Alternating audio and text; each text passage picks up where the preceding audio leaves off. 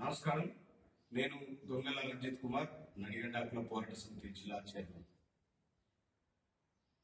జోగులాంబ గద్వాల జిల్లాలో ఈ మధ్య జరిగినటువంటి సంఘటన ఏదైతే ఉన్నదో,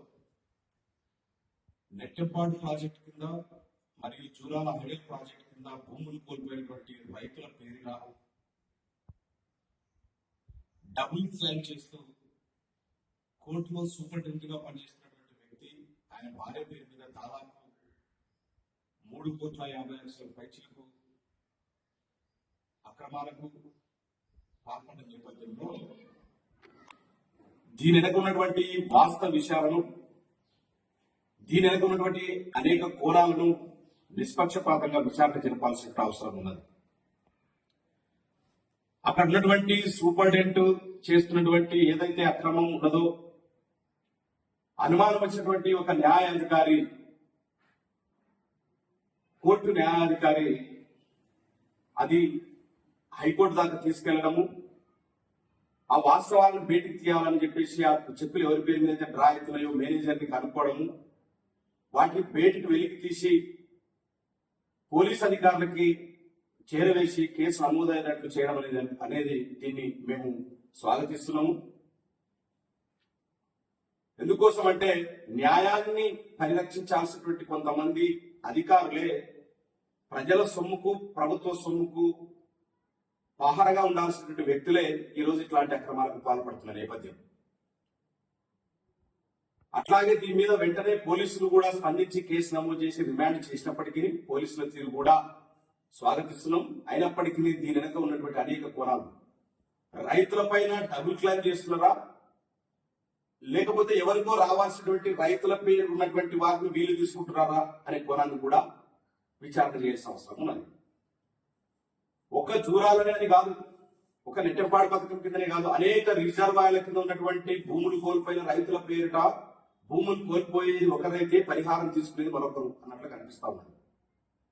చిన్నోనిపల్లి గ్రామ నిర్వాసితుల పైన అనేక ఆరోపణలు, అక్కడ ఉన్నటువంటి నిర్వాసితులు భూములు కోల్పోయిన వారు ఒకరైతే ఆ పరిహారం తీసుకునేది మరొకరు అనేటువంటి వాదన కూడా వినిపిస్తా ఉన్నాయి. గట్టు ఎత్తిపోతల పథకంలో అసైన్ భూములు మొత్తం కూడా వీళ్ళ పేరు మీద పరిహారం తీసుకున్నటువంటి పరిస్థితి నాయకులు కొంతమంది.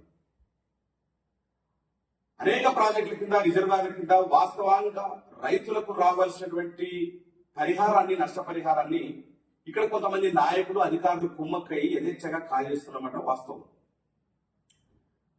నెట్టెపాడు ప్రాజెక్టు కొన్ని గ్రామాలు ఉన్నాయి, ఆర్ఎన్ఆర్ విలేజెస్ లో కొన్ని గార్నపాడు కావచ్చు, అక్కడ నెట్టెపాడు కావచ్చు, అక్కడ ఉన్నటువంటి కొన్ని గ్రామాల్లో మొత్తం కూడా అసలు ఆ భూమితో సంబంధం లేని వారు, అక్కడ ఉన్నటువంటి వాళ్ళకి అసలు స్థానికేతరులు అక్కడికి వెళ్ళి గుడిసెలు వేసుకుని మళ్ళీ కూడా క్లైమ్ చేసుకుంటున్నారు. వాటిని కూడా బయటికి తీయాల్సిన అవసరం ఉన్నది. ఈ రకంగా డబుల్ క్లైమ్ చేసుకోవడమే కాకుండా, అసైన్ భూముల మీద పరిహారం తీసుకోవడమే కాకుండా, రైతుల పేర్లు చెప్పి మధ్యవర్తులు ఎవరైతే ఉన్నారో, నాయకులు ఎవరైతే ఉన్నారో, అట్లాంటి వాటిని మొత్తం అనేక కోణాలను కూడా బయటికి తీసి చర్యలు తీసుకునేలా నడిగడ్డ క్లబ్ పోరాట సమితి ఆధ్వర్యంలో త్వరలో జిల్లా కలెక్టర్ గారిని కలవడం జరుగుతా ఉంది. వాస్తవానికి ఎవరికైతే న్యాయం దక్కాల్సిందో వాళ్ళకి దక్కకుండా ఎవరైతే ఇట్లాంటి వాళ్ళు ఇట్లాంటి వాటి పైన న్యాయ వ్యవస్థ కావచ్చు, అధికారులు కావచ్చు, ఉన్నతాధికారులు కావచ్చు ప్రత్యేక దృష్టి పెట్టాల్సిన అవసరం ఉన్నది. న్యాయాధికారుల పైన నమ్మకం ఉన్నది, కానీ అట్లాంటి ఒక న్యాయస్థానంలో పనిచేస్తున్నటువంటి ఒక సూపరింటెండెంట్ ఈ రకంగా 3 కోట్లకు పైగా కాజేయడం అనేది, స్కామ్ చేయడం అనేది చాలా పెద్ద జిల్లా ప్రజలందరూ కూడా ఒకసారిగా ఉలిక్కిపడినటువంటి పరిస్థితి. ఒకవేళ జిల్లా జడ్జి గారు ఎవరైతే, జూనియర్ జడ్జి గారు ఎవరైతే వాళ్ళు ఉన్నారో వాళ్ళందరూ కూడా వాస్తవాలు బయటకు తీసుకురాలేకపోతే ఇది కనుమరుగైపోయే పరిస్థితి.